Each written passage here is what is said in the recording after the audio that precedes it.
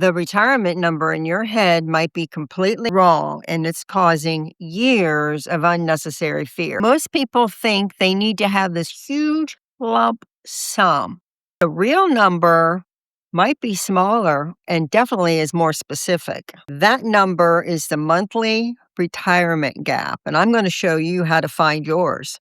Hi, I'm Ann Johnson. Let's chat. I'm going to explain why some people would rather have this large number than create a solvable number. Think about it a second. Did you sit down and look at your actual expenses and actual income when you came up with this huge lump sum number? Or did it come from somewhere else? Maybe a headline on the internet that made you click a retirement calculator?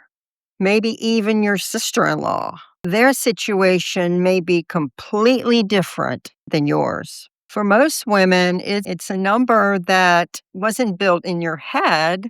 It was inherited. It came from fear, marketing, and someone else's spreadsheet. And the number you inherit from fear is a lot different than a number you build yourself. Here's what almost nobody does, and it doesn't take very long, maybe 20 minutes. Grab a pen and a bank statement and a piece of paper. Let me walk you through it. Start with expenses, not income, not savings, but your monthly expenses. And I don't mean some fantasy retirement month of constant travel.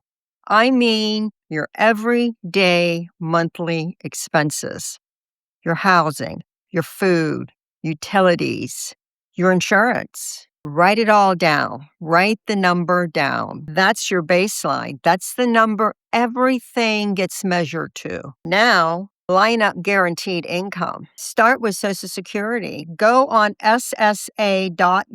I'll put that in the description below and see what your estimated monthly payment is going to be through Social Security. And it changes according to the year you actually start drawing it. The later you draw it, the more you receive. Next, any other income you have. Do you have a pension?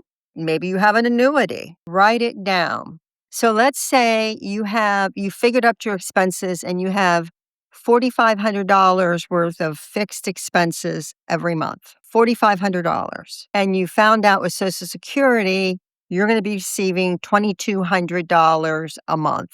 Now, let's say your annuity or pension is $800 a month. So add all your income together, and that income, $2,200 and $800, is $3,000. So you have $45 in expenses, and you have $3,000 regardless of what happens in the economy.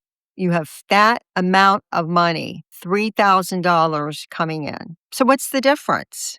The difference is $1,800. So that $1,800 is your monthly gap. Whatever you need to do, you need to make up that gap. Once you know the gap, multiply it by 25 years. That's probably going to be how long you're in retirement.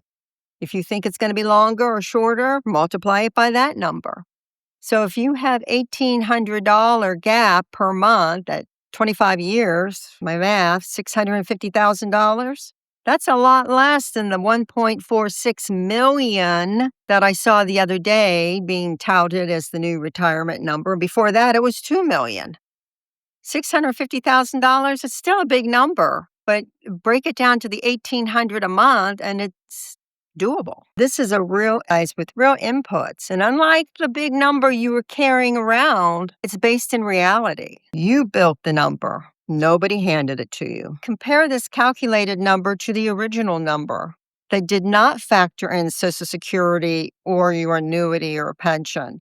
It did not factor those things in.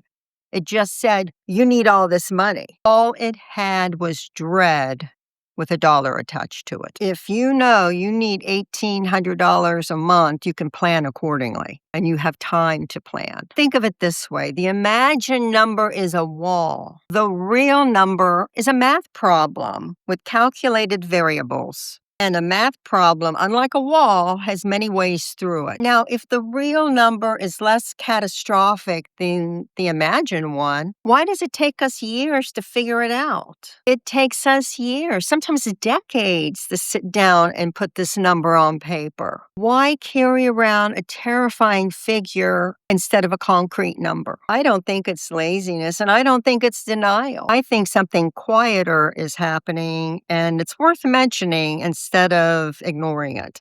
An unexamined number can't be argued with. It's just dread.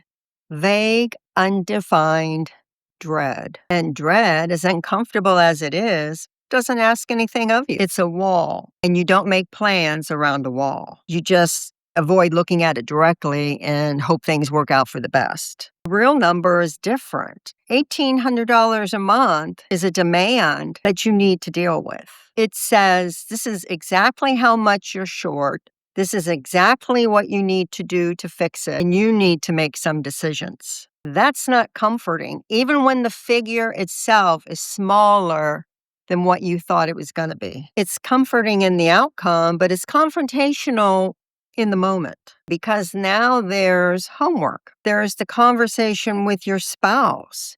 There's a decision whether or not to work a couple extra years or push back when you start collecting Social Security. The vague number lets you off the hook with all of that, but the real number, no, it is concrete. So a strange trade happens without anyone deciding to make it. Staying afraid of this huge undefined number starts to feel a little safer. Instead, you have solvable things you need to act on. Fear of the infinite is somehow easier to carry than the responsibility of the finite, because the infinite one asks nothing of you, but the finite ones, you got to do something this week about it. Now, I want to be careful here, because this isn't a character flaw.